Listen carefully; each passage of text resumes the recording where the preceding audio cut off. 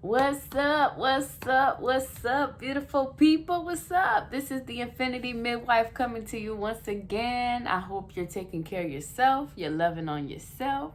You're taking care of your heart, of your chakras, of your emotions, of your health. So, we're diving a little deeper into this pleasure, into this collective shadow. So, you see, I was inspired to do this video because, I did speak in my previous video about, what are my pleasures, and then how did this era of bondage kept pleasure, tamed pleasure for the feminine. In this video, we're going to talk about how this era of bondage that we're leaving behind kept the masculine kept the masculine in this excessive pleasure, this excessive and unhealthy pleasure. This is what we're going to talk about in this video right now. So if you haven't liked or shared or whatever it is that you do on social media, do it now because it's the time. So let's get into this video. So in my previous video, we spoke about how the feminine, her essence, and through the different forms and variations of her expression has been tamed, has been put in boxes, has been demonized, has been silenced, has been denied through various cultures, traditions, religions throughout the globe. We can look at it. What we can say about that, we can also say that there has been some traditions that are based in matriarchy, There are still some groups of people who practice matriarchy throughout the globe, and we can find that there's this sense of balance, that the feminine, in essence, like the femininity or the feminine essence in its expression is visible, is amongst the living, it's expressed, and it is sacred, it is seen, and it is sacred, it's worshipped. But there are not that many cultures out there in the world that still practice it, especially in a very healthy way, because it has been tainted, or it has been tainted with, the majority of the traditions and the society in this modern world that we're living currently. So all this to say, closing the brackets, opening up the brackets for the masculine. Now, I want to talk about the masculine because the masculine so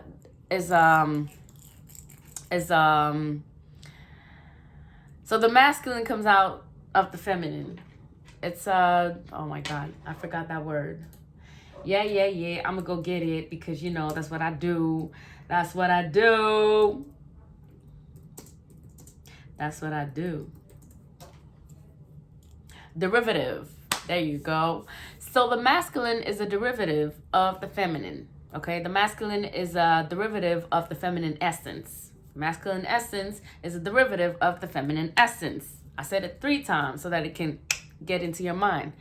Now, because we've been living in this era of bondage where, we thought that by secluding or by taming down or by demonizing the feminine essence, it would create a lot of power for the masculine essence. But what we've come to realize is that the masculine essence has been living in excess. It has been living, or the pleasure that have been given to that masculine, that masculine has been living so much in excess that it has become toxic. Okay? So by having the feminine essence trapped in that box, in that era of bondage, it created a lot of imbalances, and it also created some sort of toxicity in terms of how silenced she becomes, or how silenced the feminine essence becomes in all structures.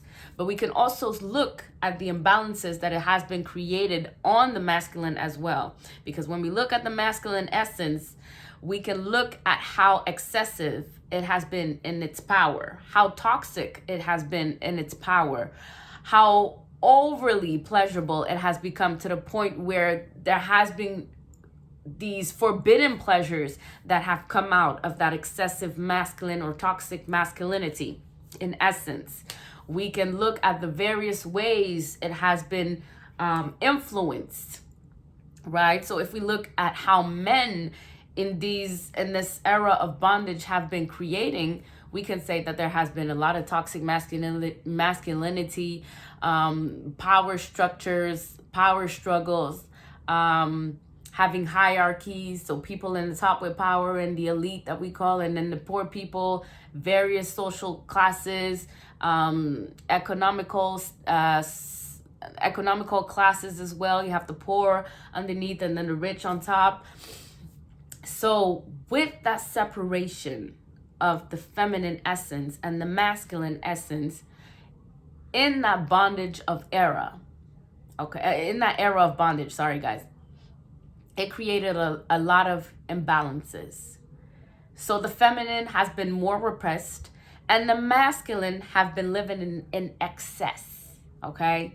So there have been excessive masculinity or toxic masculinity out in the world, in its essence.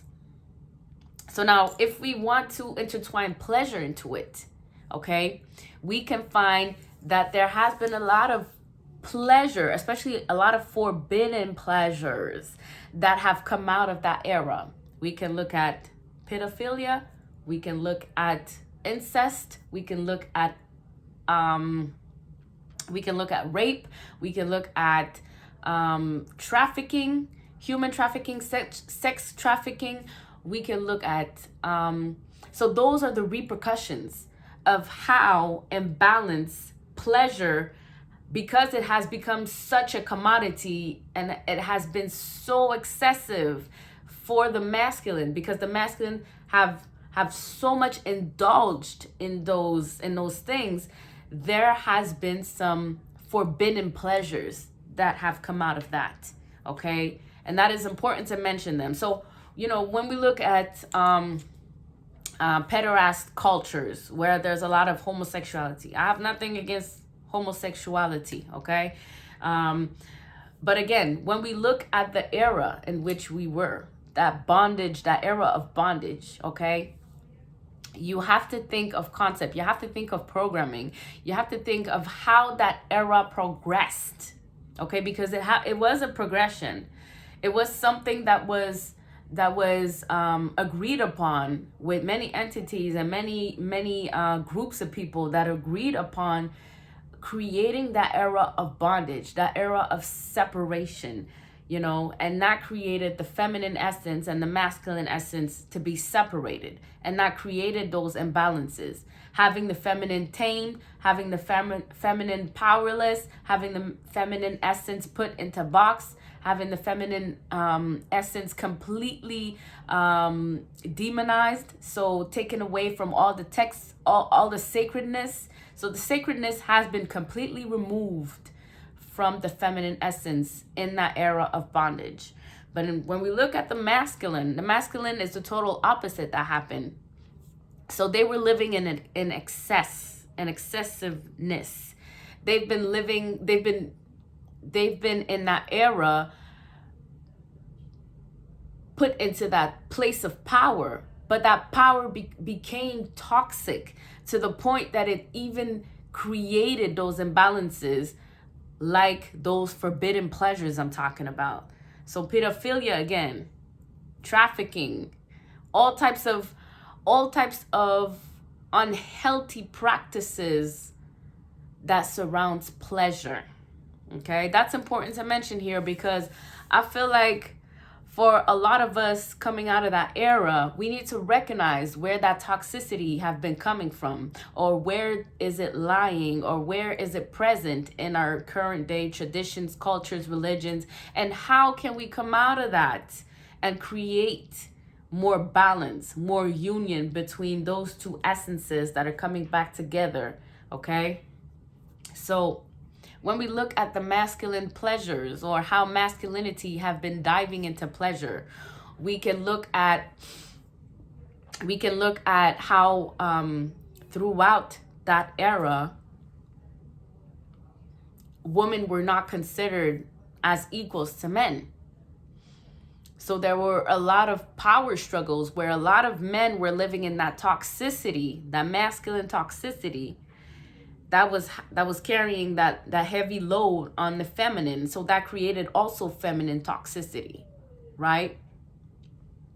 So the men had that sense of, overshadowing or overpowered, right? Overempowered. I don't even know if that's the term, but overempowered to the point that, because there was this sense of separation between the two, and they were in that empowerment or that toxic power that created a lot of excessiveness. I'm repeating myself because I want y'all to grasp the concept. So when we talk about, all the things that are coming out right now when it comes to things that were hidden, things that were in the shadows, right? The reason why I'm calling this series Collective Shadow is because a lot of things were put in this box of hidden, okay? Especially hidden pleasures. Because to a lot of people, so the people that were on top, that were, whether they're the elitist or whatever, they're part of that hierarchy where, there's a thin line between what can be done and what cannot be done. There's a thin line between what is forbidden and what is not. Because again, in that box of toxic masculinity, with being overpowered, over everything, there has been many imbalances created. And so what we come to see is that in this collective that has been living in that era of bondage, we come to realize that there was a lot of shadows that were created out of it, right? Because if we want to tame that group of people or that feminine essence, if we want to tame her, first of all, we need to demonize her. That's one. But when we demonize her and then we have all these rules and authority over her essence, we then have to create some form of secret societies or some form of secretive space where we're going to be diving in the pleasures, where we're going to be excessively diving in these things, in these practices that are even forbidden, because we are demonizing that feminine essence. We are separating ourselves from her. So therefore, we need to have something in the shadows in order to dive in those pleasures. Not that they're corrupted. It's corruption, right? So that's why there was a lot of secret societies, things in the shadows, things hidden. When we hear the things about Pizzagates, the trafficking, the sex trafficking, the children trafficking, when we hear about, how there's a lot of poverty, there's a lot of separation in the hierarchies, and then there's a lot of social statuses that are different, and then there are so many economical, again, classes. There are so many separations within the separations that things stay hidden. Things stay in the shadows. Things stay in the underworld. I don't want to mix the two. Let me retract myself. Not in the underworld, but things stay hidden. Okay? And when I talk about the things that are hidden, I'm also talking about the knowledge of the things that are hidden. Because there is also the knowledge, when we're talking about magic, when we're talking about multidimensional things, multidimensional beings, when we're talking about the supernatural, when we're talking about aliens, when we're talking about what's out in the outer space, when we're talking about what's in this underworld, all these aspects are part of the feminine essence. All these aspects that I just mentioned, things that are in the hidden, like things that are hidden, that are left in the shadows, is also pertaining to the hidden knowledge. And the hidden knowledge that we like so much to demonize is also part of the feminine essence, because again, if you've listened to my video, you know that I mentioned that the feminine essence is also speaking about creations, and it speaks about all creations, whether good or bad, or perceived as good or perceived as bad. So my masculines out there, when we talking about homosexuality, when we're talking about, pedophilia, when we're talking about incest, when we're talking about taking advantage of children, when we're talking about trafficking, when we're talking about exploitation, that's the term, exploitation. Exploitation has become the number one, exploitation is how pleasure has been expressed through the masculine, the toxic masculinity essence. Let me retract. Let me come back. Rewind, self-selector. Let's go. So, rewind selector. Exploitation of any kind, whether it's resources, human resources, natural resources, magical resources, financial resources, however materialistic 3D, 4D, 5D resources, because it was in the hand of the overpowered masculinity essence, it turned into exploitation. And exploitation was how pleasure was expressed through the toxic masculinity. You guys need to listen to this, because this is deep. Because exploitation of any types of resources was how pleasure was how the masculinity, was how the masculine essence was diving into pleasure, because there was so abundance. It was just right there. It was a commodity. So therefore it became exploited. Women became exploited. Children became exploited. Mother Earth became exploited. The environment became exploited. The finance world became exploited. Everything that could have been conceived in this 3D reality became exploited, because it was in the hand of the toxic masculinity, or the excessive power of masculine power. Makes sense? Does it? Okay. So that's why in this evolution of humanity, we are coming out of that era of bondage. And coming out of that era of bondage is going to create these shadows to come up. So we're going to hear a lot of stories about how human trafficking, children trafficking, woman trafficking, sex trafficking, organs trafficking, exploitation of the lands, exploitation of resources, financial corruption, all of this is coming out because it needs to. It needs to be brought to light, because when it is brought to light, there is a space of healing that's going to take place. And then, because human awareness is going to happen when these things come out of the shadow, and that's why we're in this space of actually tapping into the supernatural, tapping into our magical powers, because it is coming out of the shadows.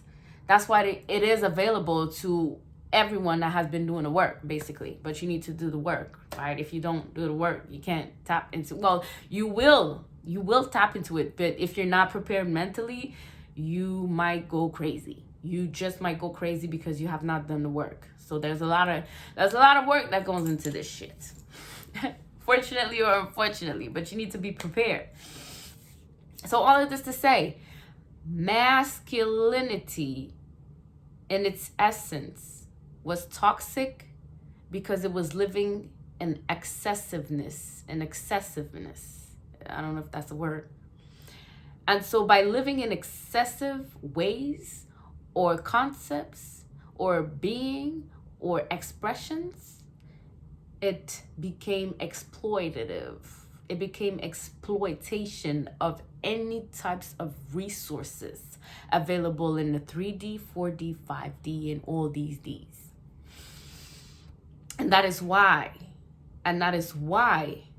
there was separations within the separations within the separations in that era of bondage. And that is why there has been shadow created on the individual level and on the collective level. Because when you are creating separations within separations, what happened? Some things get forgotten.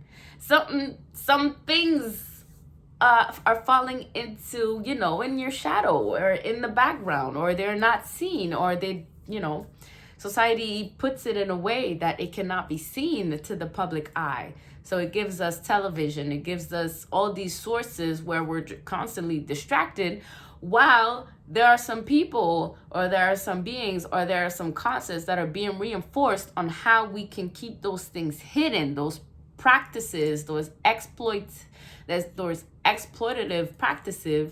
practices in the hidden shadows. Make sense?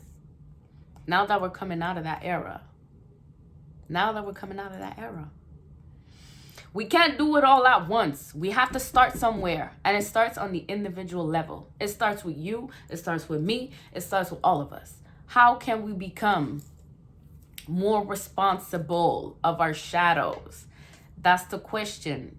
And this is why I started this series of collective shadow. We need to start, first of all, healing our wounds.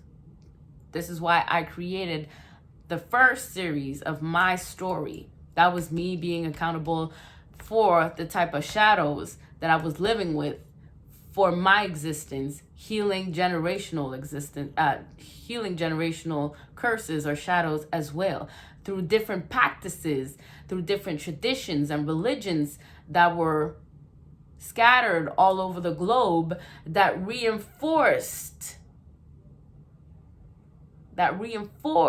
the belief that the feminine essence need to be constricted, put in a box, limited, demonized, tamed, all of that. So by me doing my work, by me doing my personal work, by me doing my individual work of taking accountability for my shadow, what I've left, what I put in this aspect of myself that I've separated from. Again, we're talking about separation here. We're talking about separation because we want to come to this place of union. And therefore, it starts on an individual level. If you can do the work to be open enough with yourself, to start to looking at the deeper layers of where you've separated yourself through whatever learning or teaching or concept or culture or religion or belief that you have, if you can start looking at the different layers of yourself that you separated from, and do the work to healing those aspects of yourself by recognizing the hurt, by recognizing the emotions, by recognizing where you felt abandoned, rejected, betrayed, humiliated. Right, I'm talking about the 5 emotional wounds here. But if you can take accountabilities for those things and then start coming into union, this is what I'm talking about, alignment. When you start doing those things, when you start healing yourself, when you start looking at the deeper layers of yourself that have been hurting, when you start doing the work, you come into union with yourself. And when you start doing that, because you are created, you are a co-creator. I'm not going to say creation. You are a co-creator. So when you start doing that and then you start coming into union with yourself, you are going to tell the universe that you're ready to attract and magnetize and become someone whole. And then you're going to start creating that onto your external environment. This is how you do it. Okay, guys. Part 3, pleasure part 3. Pleasure principles is how I'm calling it. So I hope it was beneficial for you. Take what resonated with you in that message. Leave the rest or share it with someone that needs to listen to this.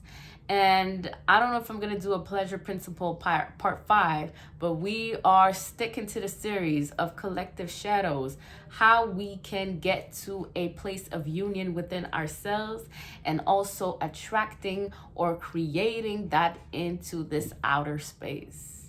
The infinity midwife. I call myself the infinity midwife, but it's really divine infinity midwife, y'all. It's what it is. It's what I do. Have a good day, y'all.